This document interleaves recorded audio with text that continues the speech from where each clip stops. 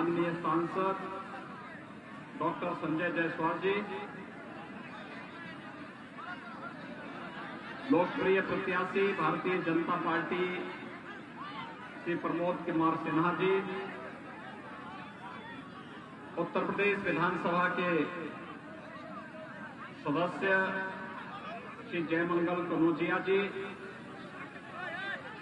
Bharatiya Janata party के जिला के प्रभारी श्री प्रमोद शंकर सिंह जी, डॉक्टर अनिल सिन्हा जी, जितेंद्र कुमार जी, अशोक पांडे जी, गुड्डू सिंह जी, लाल बाबू सिंह जी, काशीनाथ प्रसाद जी, प्रोफेसर मुनीर दुबे जी, राजकुमार गुप्ता जी, विनोद कुशवाहा जी, सुभाष सिंह जी, रामजीवन बैठा जी और भारतीय जनता पार्टी, जदयू और सहयोगी दलों के सभी पदाधिकारी और भारी संख्या में इस रक्सौल विधानसभा क्षेत्र से जुड़े हुए उपस्थित भाइयों बहनों, यह भारत के इतिहास को रचने वाली धरती है। याद करिए, इसी धरती के पास महर्षि वाल्मीकि ने अपना आश्रम बनाया था। अपनी तपस साधना से जिस भूमि को पवित्र करने के साथ ही माता सीता की शरण स्थली जो धरती रही हो और महात्मा गांधी के सत्याग्रह की जो भूमि रही हो, उस भूमि को मैं कोटि कोटि नमन करता हूं, आप सबका अभिनंदन करता हूं।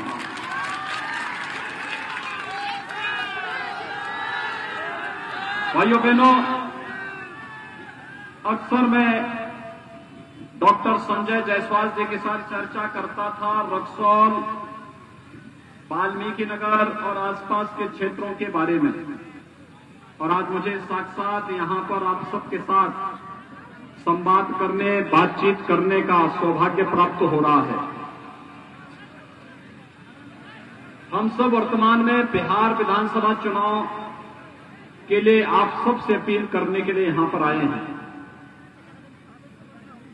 पहले चरण का चुनाव संपन्न हो चुका है, दूसरे चरण में कल चुनाव होना है और अंतिम चरण में 7 नवंबर को आप सबको भी बिहार विधानसभा के माध्यम से बिहार के जनता के भाग्य का चुनाव करना है।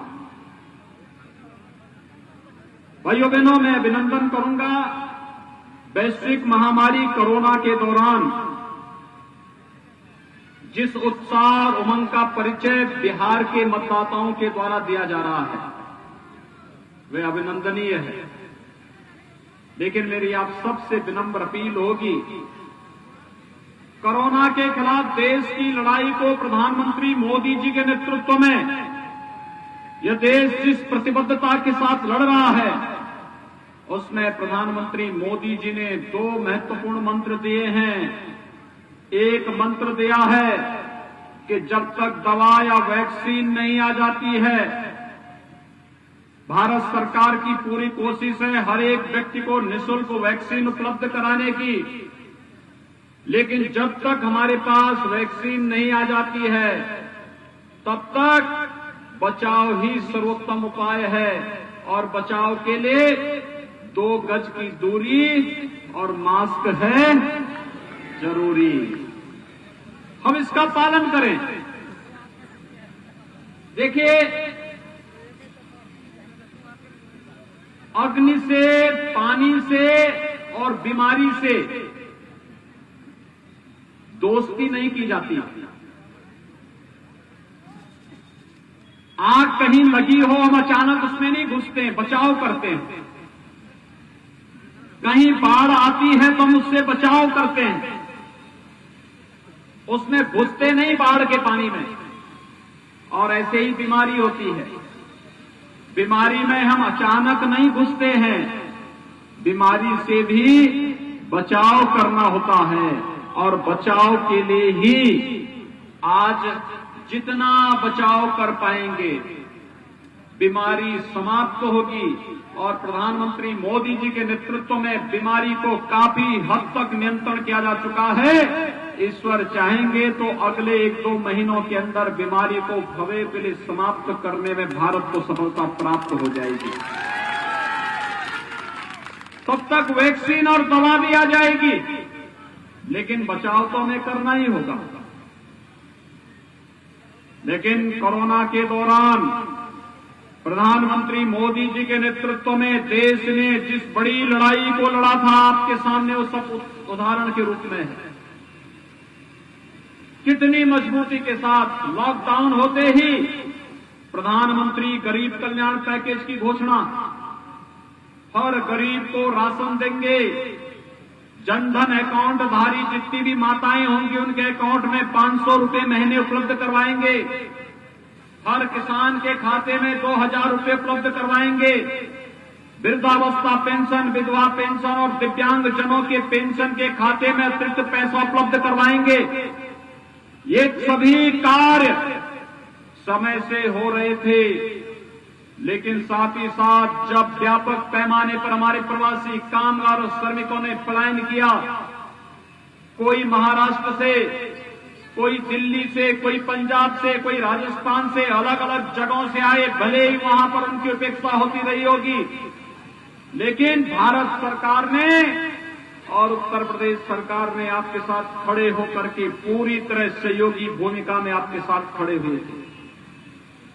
लोग मुझसे पूछते थे कि आखिर बिहार के प्रवासी लोगों के लिए आप इतने चिंतित क्यों हैं, भारत सरकार चिंतित क्यों है? मैंने कहा देखो, बिहार का नागरिक हमारे लिए माता सीता के मायका का नागरिक है, उसके प्रति हमारी जिम्मेदारी है। मां सीता के प्रति हमारी श्रद्धा और सम्मान का भाव है, इसलिए किसी भी बिहारी नागरिक को वह हमारा अपना नागरिक है, कोई कष्ट नहीं होना चाहिए। उत्तर प्रदेश में आते ही उसे बस की सुविधा, उसको भोजन की सुविधा, उसको रहने की व्यवस्था और सुरक्षित पहुंचाने की व्यवस्था का कार्य पूरी मजबूती के साथ किया गया। प्रधानमंत्री मोदी जी ने स्पेशल ट्रेन चलवा करके घर घर तक उन लोगों तक पहुंचाने का कार्य किया और आत्मनिर्भर भारत के अंतर्गत उन सभी लोगों को रोजगार और सम्मान के साथ जीवन यापन करने के लिए सुविधाएं उपलब्ध करवाने का कार्य भी किया। भाइयों बहनों, तमाम प्रकार के नारे लग रहे हैं। आपने देखा होगा बिहार में भी एक नारा लग रहा है रोजगार का। आखिर कांग्रेस ने देश के अंदर सर्वाधिक समय तक शासन किया। बिहार के अंदर राजद और कांग्रेस के नेतृत्व की सरकार को 15 वर्षों तक शासन करने का अवसर प्राप्त हुआ था। इन वर्षों में इन्होंने क्या किया? इन्होंने रोजगार नहीं दिया, गरीब को मकान नहीं दिया, बिजली के कनेक्शन नहीं दिए, रसोई गैस का कनेक्शन नहीं दिया, गरीबों को स्वास्थ्य बीमा का कवर भी नहीं दिया, किसानों को प्रधानमंत्री किसान सम्मान निधि नहीं दिया, रोजगार नहीं दिया। इनके शासन काल में तो नौकरी और रोजगार बिकता था, गरीबों को खाद्यान्न नहीं मिलता था, लेकिन जानवरों का चारा भी ये लोग चट कर जाते थे। यही तो इनकी पहचान थी। ये लोग रोजगार का झुंझुना लेकर के एक बार फिर से आंखों में धूल झोंकने का कार्य कर रहे हैं। और बिहार के नौजवानों, आपकी ऊर्जा और आपकी प्रतिभा पर पूरा देश गौरव की अनुभूति करता है, इसलिए इनके बहकावे में आने की आवश्यकता नहीं है। प्रधानमंत्री मोदी जी के नेतृत्व में 6 वर्षों से आप देख रहे होंगे, पूरे देश के अंदर 3 करोड़ गरीबों को एक आवास उपलब्ध करवाया गया। 4 करोड़ गरीबों को विद्युत के निःशुल्क कनेक्शन उपलब्ध करवाए गए। 8 करोड़ गरीबों को रसोई गैस का निःशुल्क कनेक्शन उपलब्ध करवाया गया। 10 करोड़ गरीबों को एक शौचालय उपलब्ध करवाया गया। 12 करोड़ गरीबों के लिए, किसानों के लिए प्रधानमंत्री किसान सम्मान निधि में सालाना 6000 रुपए की व्यवस्था की गई। और भाइयों बहनों, 15 करोड़ युवाओं के लिए प्रधानमंत्री मुद्रा योजना के माध्यम से आर्थिक स्वावलंबन का रास्ता निकाला गया। 35 करोड़ गरीबों के लिए जनधन अकाउंट बैंकों में खोले गए। 50 करोड़ गरीबों के लिए आयुष्मान भारत में 5 लाख रुपए का स्वास्थ्य बीमा का कवर देने का कार्य किया और 80 करोड़ लोगों को कोरोना कालखंड में निःशुल्क खाद्यान्न उपलब्ध कराने का कार्य किसी ने किया है? प्रधानमंत्री मोदी जी ने किया है। यानी विकास सबका, सम्मान सबका, योजनाओं का लाभ सबको, लेकिन तुष्टीकरण किसी का नहीं। हम विकास सबका करेंगे, बिना भेदभाव के, न मत, न मजहब, न क्षेत्र, न भाषा, न जाति, न परिवार। भारतीय जनता पार्टी के लिए तो देश की 135 करोड़ जनता ही परिवार है। मोदी जी का यही परिवार है। नीतीश जी का बिहार की 11 साढ़े 11 करोड़ की जनता ही परिवार है। हमारे लिए परिवार, जाति, मत, मजहब, क्षेत्र, भाषा, इसका कोई मतलब नहीं होता है। हमारे लिए तो हर गरीब, हर गांव, हर किसान, हर नौजवान, हर महिला हमारे अपने परिवार का हिस्सा है। हम उसके साथ कोई भेदभाव नहीं कर सकते। लेकिन जिन्होंने जातिवाद का नारा देकर के अपने परिवार का ही भरण पोषण किया हो, जिन्होंने देश के अंदर लूट खसोट करके परिवार को बेईमानी और भ्रष्टाचार करने की छूट दे दी हो, और जिन्होंने बिहार के अंदर शासन के दौरान एक परिवार विशेष को ही फलने फूलने, लूट खसोट करने की पूरी अनुमति दी हो, नौजवानों की नौकरियों पर डकैती डालने का कार्य हो, गरीबों की योजनाओं पर डकैती डालने का कार्य हो, या फिर बिहार के नौजवानों के सामने पहचान का संकट करने का कार्य इन्होंने किया हो, ये सब किसी से छुपा हुआ नहीं है। और इसलिए भाइयों बहनों, हम सब आपके पास आए हैं आपसे कहने के लिए, मोदी जी ने सबका काम किया। और उन्होंने जब मई 2019 में दूसरी बार प्रधानमंत्री पद की शपथ ली, तब उनसे पूछा गया कि मोदी जी पहले कार्यकाल की उपलब्धियां तो देश के सामने, अगले कार्यकाल में क्या करेंगे? मोदी जी ने कहा, पहले कार्यकाल गरीबों के उत्थान के लिए और दूसरा कार्यकाल देश के उत्थान के लिए। लोग समझ नहीं पा रहे थे देश के उत्थान का मतलब क्या है, लेकिन आज समझ में आया है। जब भाइयों बहनों याद करिए, 2008 में कांग्रेस नेतृत्व की सरकार थी देश में, मुंबई में आतंकी हमला होता है। आतंकी हमले के समय सैकड़ों लोग मारे गए थे, व्यापारी मरे थे, जवान शहीद हुए थे, और पूरा देश बोल रहा था कि पाकिस्तान के द्वारा प्रायोजित आतंकवाद है, पाकिस्तान को इसका सबक सिखाया जाना चाहिए। और जब पाकिस्तान को इसका जवाब देने की बात आती थी, कांग्रेस नेतृत्व की सरकार कहती थी कि कहीं पाकिस्तान को हम हमला करेंगे तो पाकिस्तान में एटम बम है, पाकिस्तान एटम बम का उपयोग कर देगा। भाइयों बहनों, आज आप देख रहे होंगे पुलवामा में हमारे सीआरपीएफ के जवानों पर आतंकी हमला हुआ था, और पुलवामा में आतंकी हमला होने के बाद प्रधानमंत्री मोदी जी ने कहा था कि देश इसका जवाब देगा। और जवाब कैसे दिया? भारत के बहादुर जवानों ने पाकिस्तान के अंदर घुस करके आतंकी कैंपों को नष्ट करने का कार्य किया था।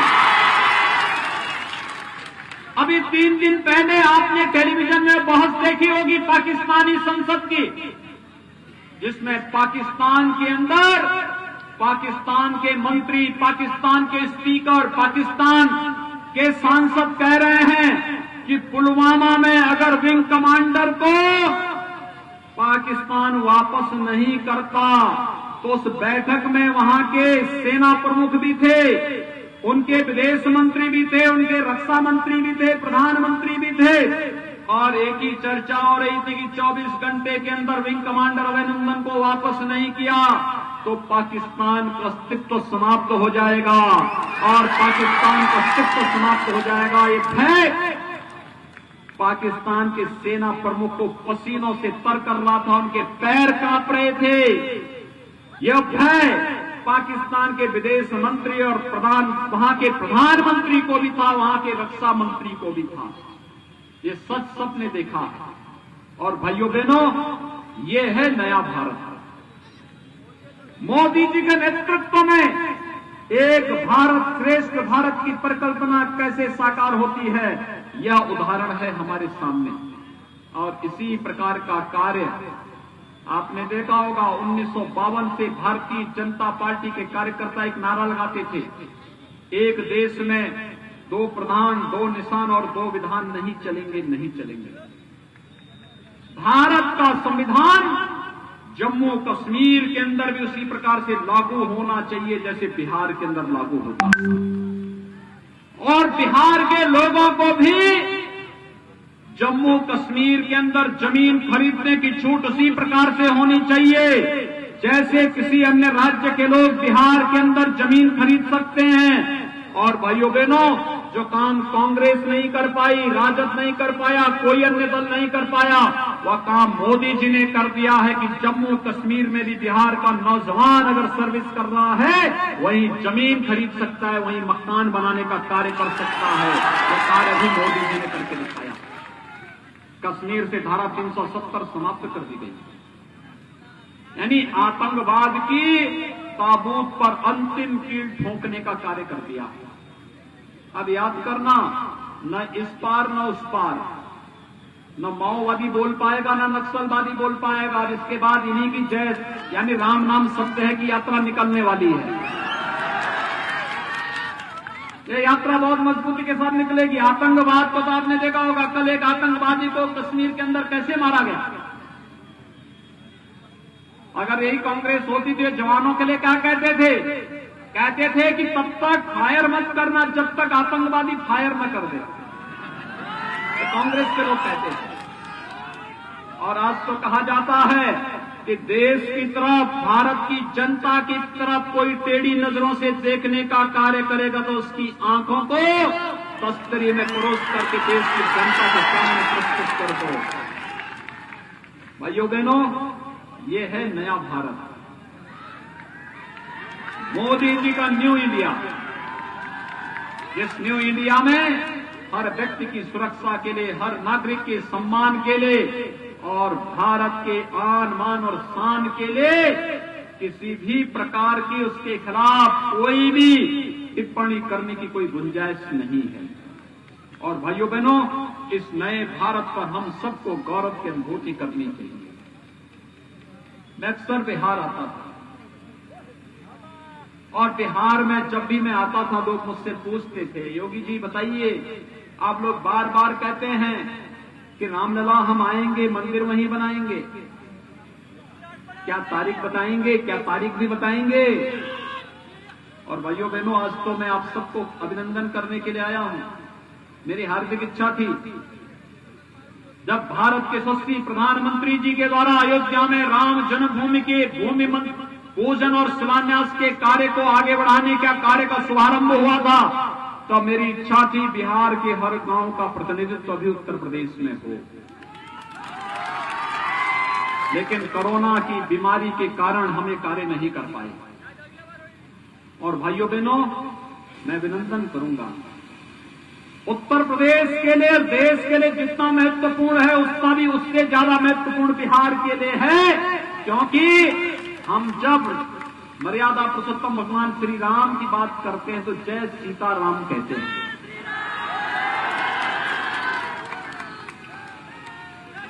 ये जय श्री राम भी, श्री का मतलब माता सीता से ही है। भाइयों बहनों, उससे ज्यादा महत्व बिहार के लिए है कि आज जो बिहार के लोगों का सपना था, अयोध्या में 500 वर्षों से जिस पीड़ा को लेकर के संघर्ष कर रहा था, एक एक बिहारी संघर्ष करता था और कहता था कि माता सीता का ये सपना, अयोध्या में भगवान राम का भव्य मंदिर के निर्माण का मार्ग प्रशस्त हो, कौन करेगा। आखिर वह कार्य भी मोदी जी ने पूरा कर दिया। ये है नया भारत। और इसलिए भाइयों बहनों, आज हम सब आपके बीच आए हैं आपसे कहने के लिए, बिहार विधानसभा का चुनाव चल रहा है। कल प्रधानमंत्री मोदी जी ने आकर के कहा भी, डबल इंजन की सरकार कैसे कार्य करती है। केंद्र में मोदी जी और बिहार के अंदर नीतीश जी के नेतृत्व में जब सरकार एक साथ मिलकर के कार्य करेगी तो भारत का सपना साकार होगा, हर गरीब के घर तक विकास पहुंचेगा, हर नौजवान के हाथ को रोजगार आएगा। और इस रोजगार और विकास के लिए आज बिहार के अंदर एनडीए की सरकार आवश्यक है। और इसलिए आप सबसे अपील है, जहां कहीं भी भारतीय जनता पार्टी, जदयू और सहयोगी दलों के प्रत्याशी चुनाव लड़ रहे हैं, इन सबको भारी बहुमत से विजयी बनाने की अपील करने के लिए आज विशेष रूप से मैं आपके बीच आया हूं। ये क्षेत्र वैसे भी डॉक्टर संजय जायसवाल जी बिहार के लोकप्रिय भारतीय जनता पार्टी के अध्यक्ष के रूप में कार्य कर रहे हैं।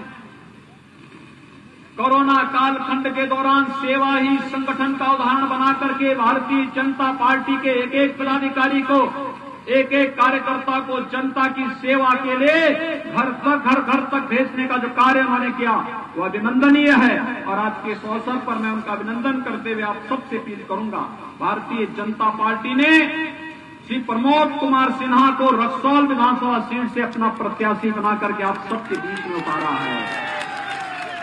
भाइयों बहनों, इतनी भारी संख्या आपकी यहां पर है, आप सबसे मेरी अपील है, विकास के लिए और समृद्धि के लिए हमें जाति से ऊपर उठना पड़ेगा, क्षेत्र मत मजहब से ऊपर उठना पड़ेगा। और इसके लिए भारतीय जनता पार्टी ने प्रमोद कुमार सिन्हा को अपना प्रत्याशी बनाकर आपके बीच उतारा। यहां पे जितने लोग हैं सब प्रमोद जी को, भारतीय जनता पार्टी को वोट देंगे ना? सभी लोग पीछे भी जो वहां कुर्सियों में बैठे हुए हैं, स्टेडियम की कुर्सियों में, इधर भी उधर भी, सभी लोग थोड़ा आप भी बोलिए, आप लोग सभी वोट देंगे? सभी लोग सहमत हैं? आप सबसे अपील है, आपके पास स्मार्टफोन होगा, स्मार्टफोन से अपने नातेदार, रिश्तेदार, मित्र, शुभचिंतक जो भी होगा, इन सबसे अपील कि जहां से भी भाजपा और जदयू के प्रत्याशी लड़ रहे हैं, उनको भारी बहुमत से विजयी बनाने में आप योगदान देंगे। श्री प्रमोद कुमार सिन्हा को कमल चुनाव चिन्ह पर 7 नवंबर को होने वाले चुनाव में भारी बहुमत से विजयी बनाने की अपील करते हुए आप सबको मैं अपील करूंगा, भारी बहुमत से विजयी बनाएं। यही अपील करते हुए वाणी को देता हूं विराम। जय जय श्री राम, जय जय श्री राम, जय जय श्री राम, जय जय श्री राम, जय जय श्री राम।